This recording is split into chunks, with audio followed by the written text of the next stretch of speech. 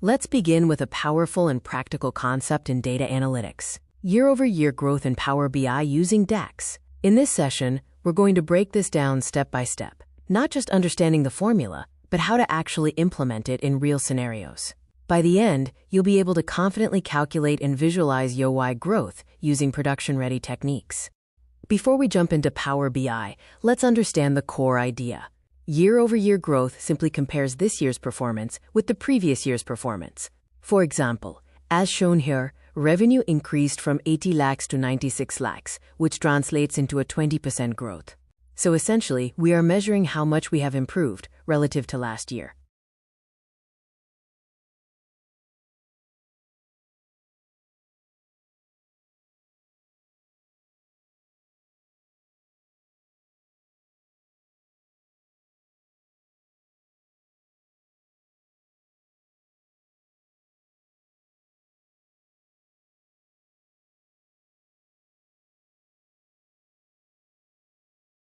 Now, before writing any DAX, there is one critical prerequisite. You must create and properly configure a date table. This includes generating a continuous date range, adding time-related columns like year, month, and quarter, and most importantly, marking it as the official date table. Without this step, your time intelligence functions will not work correctly.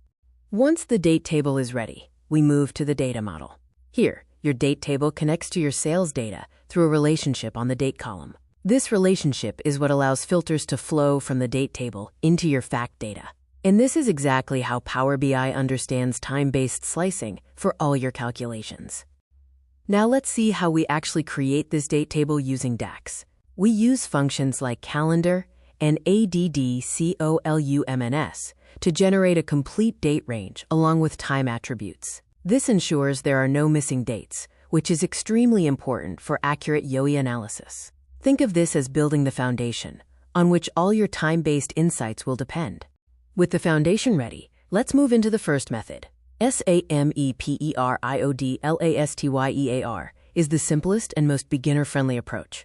It shifts your current filter context exactly 1 year back, allowing you to calculate previous year sales easily. Then, using divide, we calculate YoY growth percentage. This method is clean, intuitive, and works well for most standard use cases.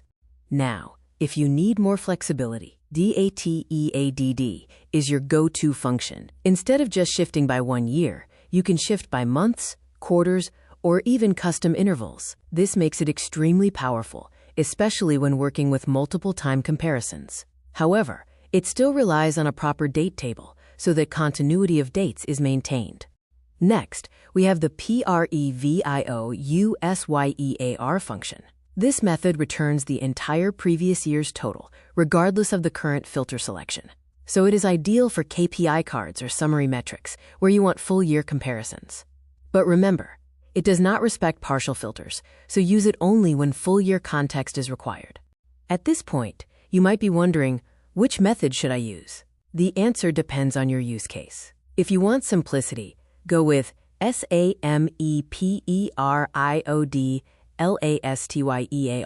If you need flexibility, use DATEADD. And for full year metrics, PREVIOUSYEAR works best. Choosing the right function ensures both accuracy and performance.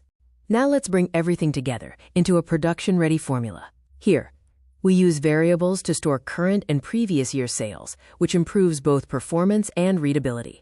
We also include error handling to avoid incorrect calculations when data is missing. And finally, we use divide to ensure safe calculations without any risk of divide by zero errors. Once your measure is ready, the next step is visualization. We format the YoY measure as a percentage and use a combination chart for better storytelling. Columns represent actual sales, while the line shows YoY growth trends. This combination gives a clear and business-friendly view of performance. Now, an important real-world scenario. In India, the financial year runs from April to March, not January to December. So standard DAX logic needs to be adjusted to align with this fiscal structure. Understanding this is critical, especially when working with Indian business data. To handle this, we use functions like DATESYTD with a custom year-end parameter. This ensures calculations reset correctly at the end of March.